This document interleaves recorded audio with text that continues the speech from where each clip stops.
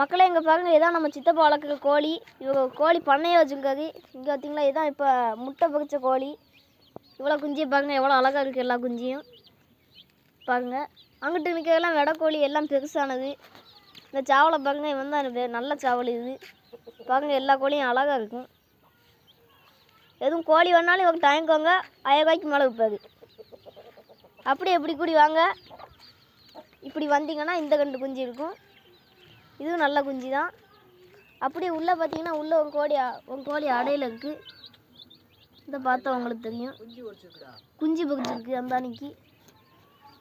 இப்போ இவர் கோழி வளர்க்குறத பற்றி நம்ம அவர்கிட்ட ஒரு பேட்டி எடுப்போம் வாங்க.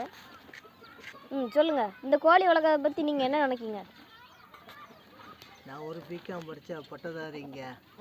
சரியா, நான் வள்ளிமல்ல வேலை பார்த்துக்கிட்டு இருந்தேன். கொரோனா டயத்தில் வேலை சரியில்லாதனால வேலையை விட்டு நான் நின்றுட்டேன். அதுக்கப்புறம் தொழிலுக்கு என்னடா செய்யலான்னு பார்த்தேன்.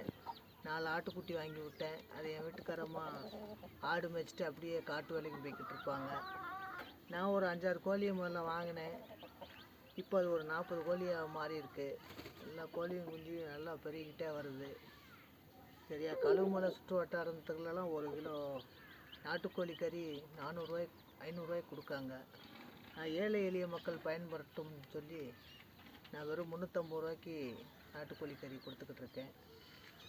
அது மாதிரி சேவலுன்னாலும் வந்து வாங்கிக்கிடலாம். அது 1 கிலோ 250 கொடுத்துக்கிட்டு இருக்கேன். இந்த வீடியோ பார்க்குற அனைவரும் உங்களுக்கு தேவைப்பட்டால் இந்த கோழிகளை இங்கே வந்து வாங்கிக்கொள்ளலாம். நான் கழுமலை பக்கத்தில் கச்சிலாவரங்கிற கிராமத்தில் இருக்கேன். அனைவரும் இந்த வீடியோ பிடிச்சா சப்ஸ்கிரைப் பண்ணுங்கள், லைக் பண்ணுங்கள். குறிப்பாக வியூஸ் பாருங்கள். ஃபஸ்ட்டு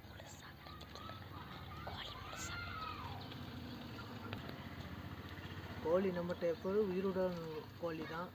நாங்கள் கறி வெட்டியெல்லாம் கொடுக்க மாட்டோம். உயிருட கோழியைத்தான் நாங்கள் விற்கிறோம். இந்த வீடியோவை பார்த்து பிடிச்சிருந்தால் லைக் பண்ணுங்கள், ஷேர் பண்ணுங்கள். உங்களுக்கு வேணுன்னா இங்கே வாங்க. கழுமலை பக்கத்தில் கச்சிலாவரம் கிராமத்தில் தான் நாங்கள் இருக்கிறோம்.